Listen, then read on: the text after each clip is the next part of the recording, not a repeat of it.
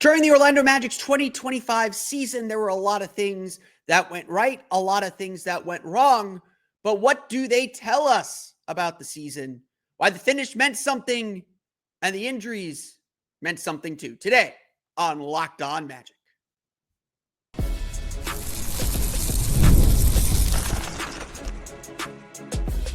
You are Locked On Magic, your daily Orlando Magic podcast. Part of the Locked On Podcast Network, your team every day. And you are indeed Locked On Magic. Today is May 6th, 2025. My name is Philip Rossman. I'm the senior writer over at OrlandoMagicDaily.com. You can find me on Twitter at PhilipRR_OMD and on Blue Sky at PhilipRR. On today's episode of Locked On Magic, we're going to talk about two moments or two aspects of the season. One that went very, very right. One that went very, very wrong. And what they tell us about the team. Why the finish to the Orlando Magic season is more important than you think. And why the injuries hid a whole lot of stuff that leave the offseason in mystery. We'll talk about that coming up here in just a moment. But first, we want to thank you again for making Locked On Magic part of your day every day. We're happy to be your first listen of the day, whether you're listening to us first, whether you're listening to us right when we upload. We truly appreciate you making Locked On Magic part of your day every day. If you're part of our everyday squad that listens every single day, truly appreciate that as well. We're all part of the Locked On Podcast Network, your team every day. Today's episode of Locked On Magic is brought to you by FanDuel. Right now, new customers can get $200 in bonus bets when your first $5 bet wins. The Orlando Magic had a rough season, and we're going to talk about the injuries, and we're going to talk about how the injuries really hid the progress of the season, and we're the overarching storyline in every respect. I don't need to tell you that. Like, injuries were the story of the season, and we'll get to that. It's all like overshadowing everything. But the Orlando Magic had a true breaking point in March. They just finished a 1-6 homestand. They lost 3 games to the Toronto Raptors and Chicago Bulls by combined 5 points. On that homestand, they had a 40-point loss to the Cavaliers. They had a 1-point loss or 2-point loss to the Grizzlies. They had a close loss to the Warriors. They had a lot of opportunities on that homestand to kind of reclaim their season. Jeff Weltman, in fact, said during exit interviews that they viewed that time after the All-Star break, that window of time, those 8 games after the All-Star break, as a chance for this team to get their footing back. As a chance for this team to kind of get their feet back under them, to get settled. And the Magic didn't. Just plain and simple, they didn't get the job done. And now they were heading on a big 5-game road trip. Milwaukee, Houston, Minnesota, Washington, I think, is in there. And then Cleveland. Or New Orleans was in there. Sorry, not Washington, New Orleans. They had a 5-game road trip that looked pretty daunting. If you remember back to those days of early March, it felt like the season was hanging by a thread. And so quite simply, the Magic had a choice. Either focus up, either, zero in on the task at hand, or let the season collapse. With all the injuries, it almost felt like a collapse was inevitable. It almost felt like this is just the way things were going to go. But obviously, that's not the story. Obviously, the Magic chose a different way. They chose a different path. They found a way to gut out a win in Milwaukee. They went 3-2 on the road trip. Could have won the game at Minnesota very easily. Sold that game in Cleveland on national TV. And all of a sudden, things seem to be on firmer ground. Not perfect by any means. I'm not sitting here saying they were brilliant, but things stabilized for the first time all season. It is, to me, not insignificant that the Magic finished the season 12-6. That the Magic found a way to rally from 35 and 29, or from 27, 35, 29 and 35 to get to 41 and 41. being the 7 seed, winning the division was not guaranteed. It was something they had to work for. It was something they had to find, and they found some stability. They found some rhythm. They were not only the top defense in the league from March 2nd to the end of the season. Their offense was okay. A 113.6 offensive rating was 21st in the league during that time. It wasn't outright terrible. Their plus 5.7 net rating was the 8th best in the league. Their 12 wins were the 9th most since the All-Star break, and they're actually, again, 13 and what was it? They were 14 and 13 after the All-Star break. Once again, Jamal Mosley team played better after the All-Star break, got a better record after the All-Star break than their full season record. To me, this is not insignificant. And like we're going to talk about with the injury issue, because this is a what went right, what went wrong podcast. Like we're going to talk about with the injury issue, we're looking for hints of what worked, because this season was so fractured, was so all over the place. We're looking for a hint of what worked, of why this paid off and why this didn't.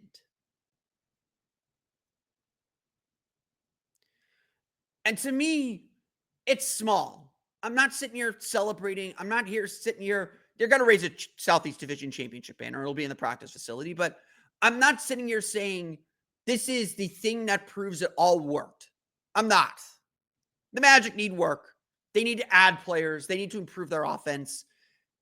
The fact that Corey Joseph seemed to stabilize the lineup so much as a natural point guard, that tells you a lot too. And we'll get to that a lot more later on. I think those numbers deserve clearer view. But this was a breaking point. A lot of teams would have snapped. A 1-6 homestand, going on a 5-game road trip, that opportunity out the door, that could have been a devastating death blow for this team. That could have been it. Instead, the Magic responded. Instead, the Magic came together and played their best basketball of the season, exactly when you want to play your best basketball of the season.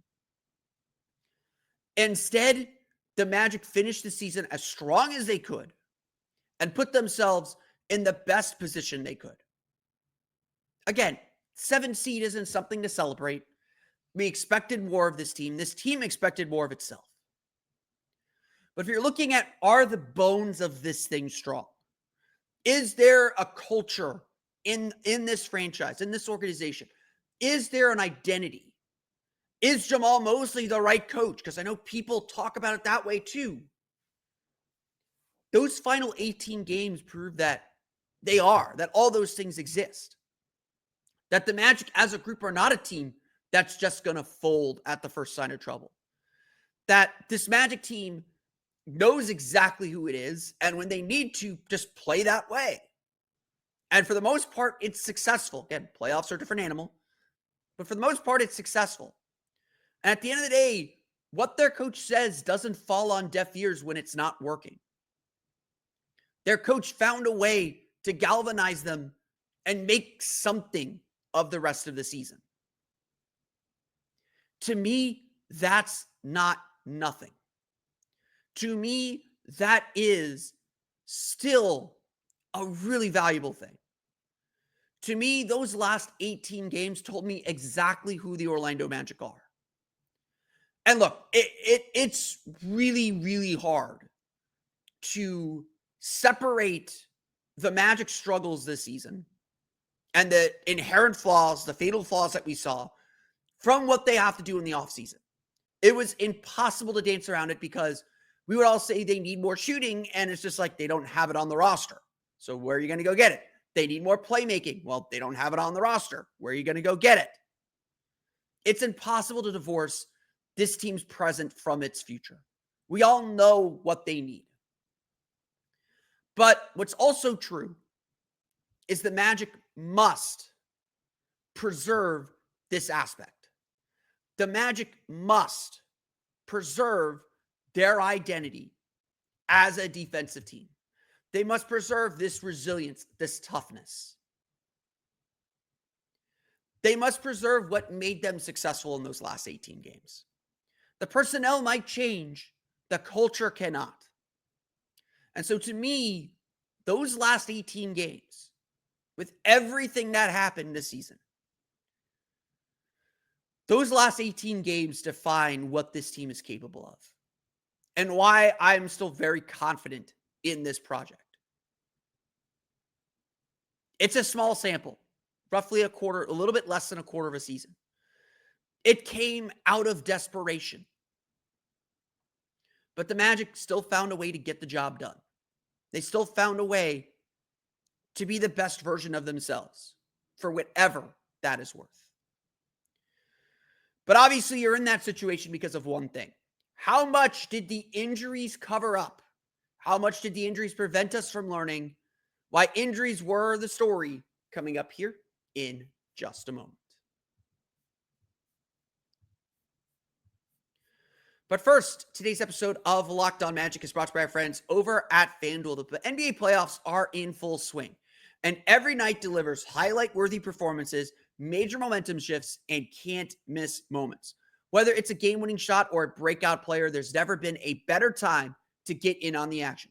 FanDuel makes it easy to stay in the game before tip-off and live with player props, performance trends, and same-game parlays. Fans have more ways than ever to play smart and win big.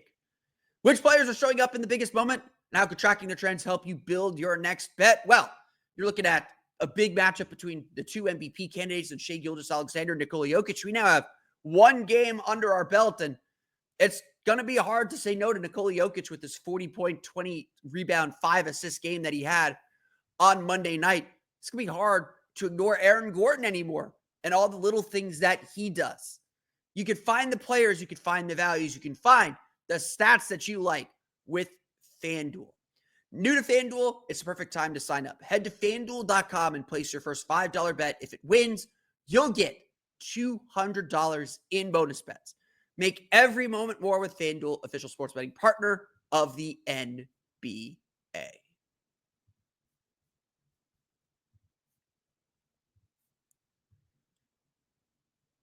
So, obviously, the story of the season, the overarching thing, the thing that we can't talk about, or we can't talk about the season without mentioning, are all the injuries. And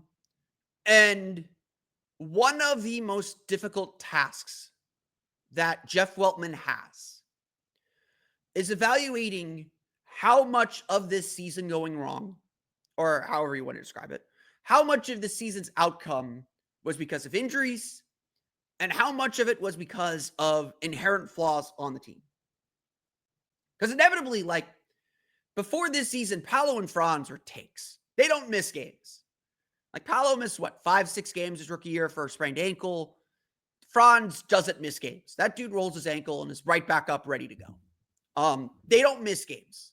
Paolo played 80 games in the 2024 season. Franz has typically has really only sat out games when the Magic sat him out.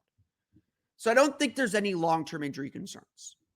Wendell Carter, actually in this injury-filled season, played the most games he's played in his career. He missed about 10, 12 games this season. Jalen Suggs obviously has a bit of a checkered injury history, and that's going to continue to be a question mark with him. But 35 games was obviously rough. And Mo Wagner playing only about 30, also extremely rough. For the Magic, it wasn't so much the injuries, but the wave of how they happened. It was Paolo going down 5 games into the season. Franz going down a month later. Mo Wagner going down a few weeks later. Jalen Suggs a few weeks after him.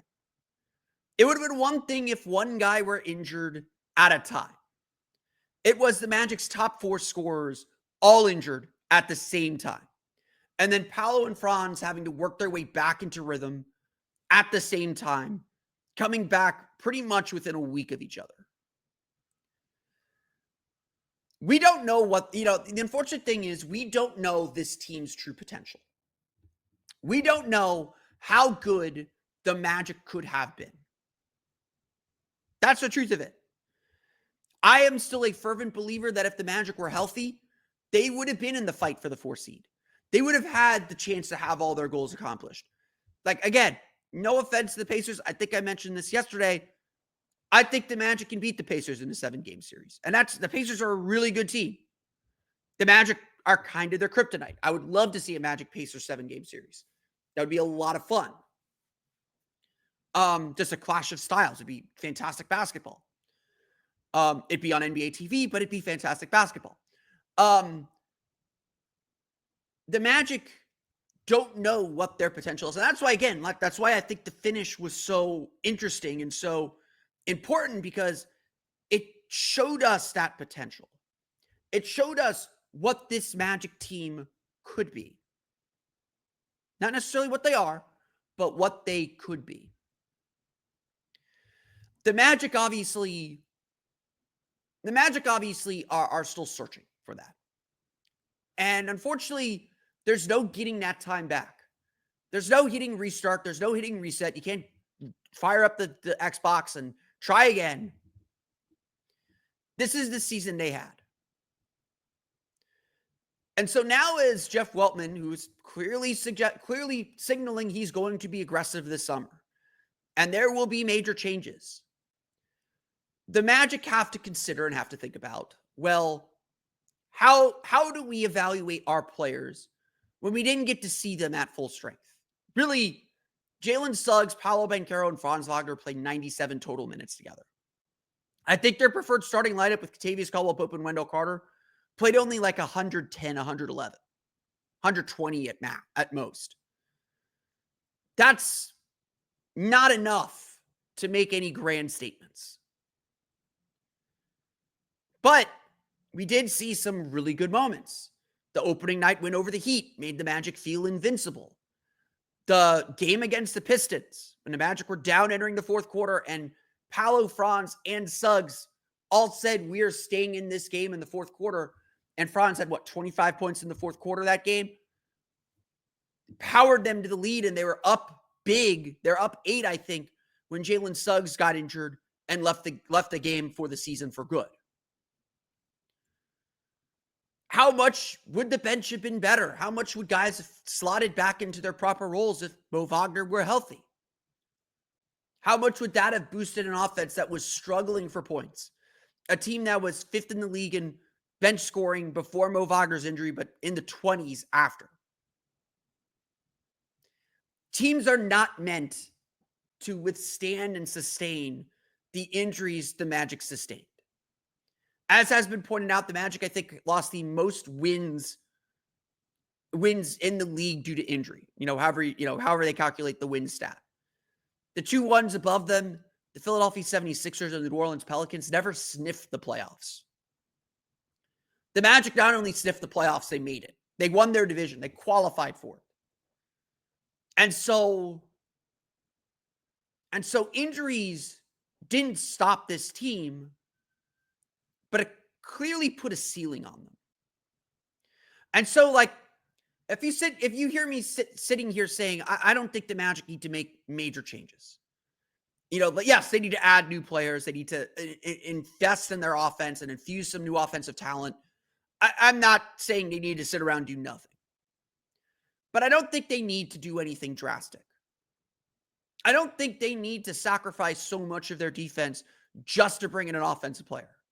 I see fans talking about bringing back Nikola Vucevic, and I'm just like, no, that changes their defense too drastically. I don't think they need to go get a Trae Young or a LaMelo Ball or Ja Morant. They don't need to change their character. They need to tweak. They need to add. They need to bolster. But the bones of this thing are good.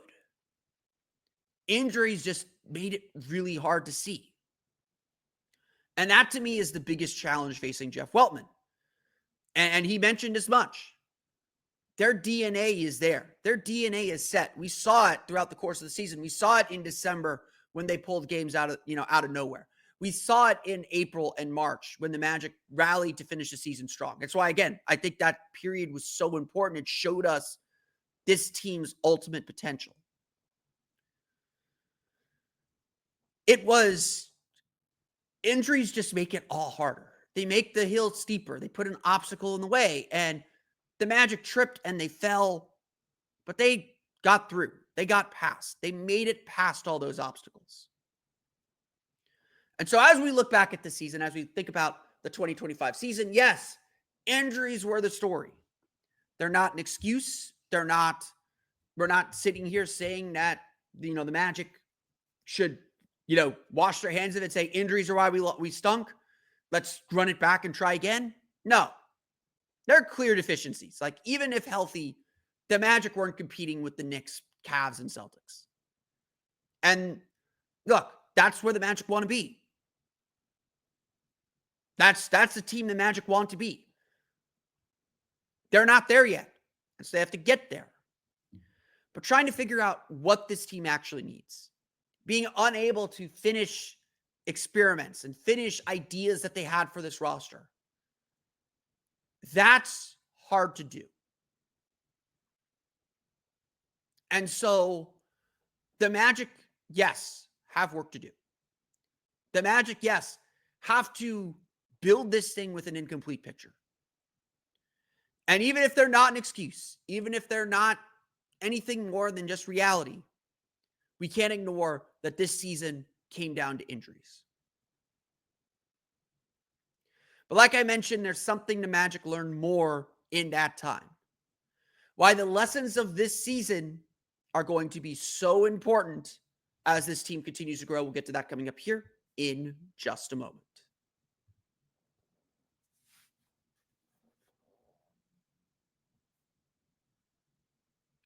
So then, what's the takeaway? Like, what is the theme of this season? Look, every season teaches you something. And it's not a bad thing. To face adversity, it's not a bad thing to have a down year. You learn something. Jeff Weltman undoubtedly learned something about his team. He said about the playoffs, we learned a lot about our team in the playoffs. And they did.